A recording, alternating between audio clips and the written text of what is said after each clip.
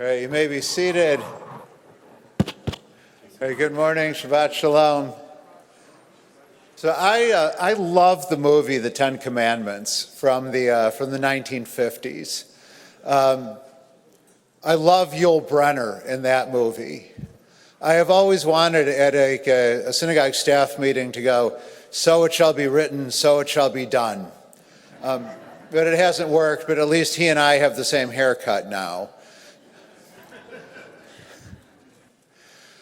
Cecil B. DeMille did a really good job in researching the movie, the Ten Commandments. He actually hired some of the top Bible scholars in the world, including H.L. Ginsburg, who taught at JTS for many years and who I actually met. By the way, they did not allow H.L. Ginsburg to chant Haftorah at JTS, even though he was one of the world's greatest biblical scholars, is because he would read the Torah and Haftorah with his own corrections. And they're like, HL, just read what's in the book. You're probably right, but just humor us. So Cecil B. DeMille hired all these great scholars. He did a really great job with the movie, except there's one part of it that actually he got completely wrong.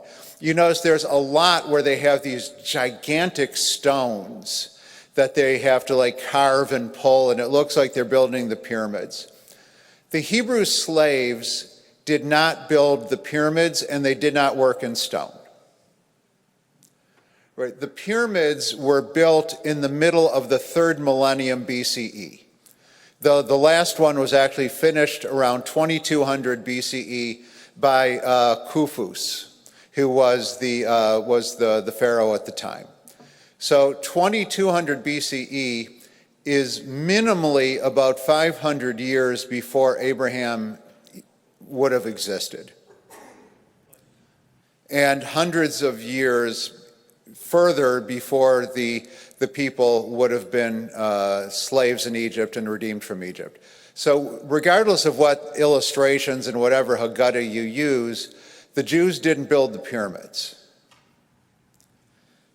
They would have had jacuzzis and saunas if we did. The Hebrews made bricks. That was it. The pyramids are made out of stone. The Hebrews made bricks, right? Which is just mud and straw, and then when Pharaoh was angry, he said you have to just make them out of mud. How much variation is there in brick making? Since none of you know, I'll tell you. Like I know. None. A brick is a brick. You make one brick, you have made all of them. Right? There's not a great variation in how ornate you make your brick. A brick is a brick. And they were doing it because they were building the cities of Pithom and Ramses. They weren't building the pyramids. So all the Hebrew slaves made bricks. That was the only skill they learned. It's the only one that they performed over time. So how is it possible that a people whose only skill was brick making were able to construct the tabernacle with all its beautiful gold work and the jewels and the woodworking and very ornate and very beautiful?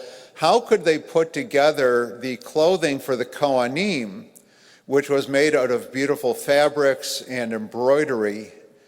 It seems remarkable, again, that a people who just made bricks would have been able to do this. You would have thought that God would have taken them out of Egypt and say, okay, you're going to use your skills and we're going to build brick things. And that would have been it.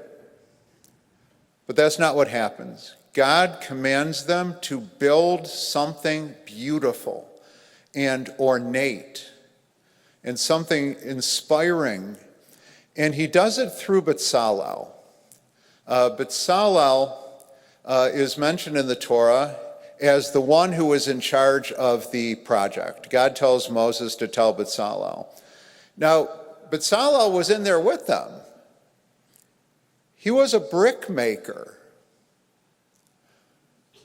But what was it about Bezalel that God says this is the one who is going to help create the tabernacle and the clothing of the Kohanim? And it says in the Talmud that Bezalel had a number of powerful qualities. He had chokhmah, he had bina, and he had da'at. He had wisdom, he had understanding, and he had knowledge. And what our commentators have said about that is wisdom is being able to look out into the world and learn from others. Bina is having a sense of your own power and intellect and self, of knowing who you are and what you can accomplish. And that da'at is a combination of learning from other people and trusting in your own intellect and your own strength and abilities. And this is what allowed Bezalel that while he was in Egypt, he saw the Egyptian artisans. He saw the beauty that the Egyptians created. Even though Pharaoh himself was wicked, Egypt had one of the most sophisticated cultures, one of the most sophisticated architectures, textiles in the world. And even in the midst of his own misery as someone who was enslaved, Bezalel could look at the world and see the power in that. And if you notice the tabernacle, and if you notice the clothing of the Kohanim, it looks a lot like it could have been made in Egypt. There are echoes of Egyptian culture in everything they built. It's because Bezalel, even in his misery, was able to pay attention. And even though he was enslaved, he had a sense of himself, of his own worthiness, of his own intellect, his own ability to contribute. And that's what allowed him to make what he did. But he didn't make it himself. There's no way one person could have done it. And they said that the great skill that Bezalel had is that he could take the letters of creation, the words that God created the world with, the letters that God created the world with, and use those letters and words to create the tabernacle, to create the clothing of the Kohanim. And what I think this means is that Bezalel was able to talk to other people, to inspire them and to encourage them and to teach them to use their own skills and strength to build something beautiful. That's what it means to use the words that God used to create the world. Bezalel creates beautiful spaces because of the kindness that he spoke to the others, with the patience. Can you imagine to be the first person to teach Jewish guys how to use power tools? It's only a cliche because it's true.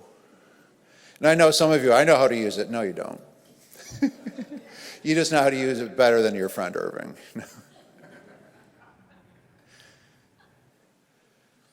Bezalel could give hope and inspiration and teaching and guidance through his words to people who were not used to being talked to like they were human, who were told that they were never going to be anything but brick makers, but now they can work in gold and in fine fabrics. Bezalel understood that through his words, his knowledge of the world and his own sense of self, that he could create incredibly beautiful spaces for people to be. And that there was a power in his words. He didn't humiliate people because they didn't have skills. He didn't humiliate people because they didn't have education, because they didn't have opportunities. But Bezalel found a way through his kindness and through his words to elevate everybody else around him. And that's one of the reasons I think that the Bezalel Academy was created in Israel. It was to bring these sort of skills to people who had been really downtrodden for many, many centuries. and to find a way to elevate them. But Salal Academy wasn't just about creating new arts and crafts. It was about creating a sense of self, a sense of purpose in the world. So as we head toward Passover, which is just in a couple weeks, I think we've all been worrying about what to say to each other and what to say to people that, let's say, we've been disagreeing with, or people that we don't like, or people that we feel we are somehow above or disconnected from. The book we use is called Haggadah. It's the telling. It's what are the words that we are going to use with each other. So we don't have to actually create physical spaces. We don't have to work in gold and embroidery and jewels. The space we create is the space in our hearts and the space in other people's hearts as well. Are we using our words to lift them up? Are we using our words to express our own sense of self? Or are we using words to tear people down, to create spaces where people don't feel like they belong? So my feeling is that what we all really should be preparing for in terms of Passover, and I know there's a lot of other preparations, what are the words that you're going to create so everyone around you feels like they are in a sacred and beautiful space? Shabbat Shalom.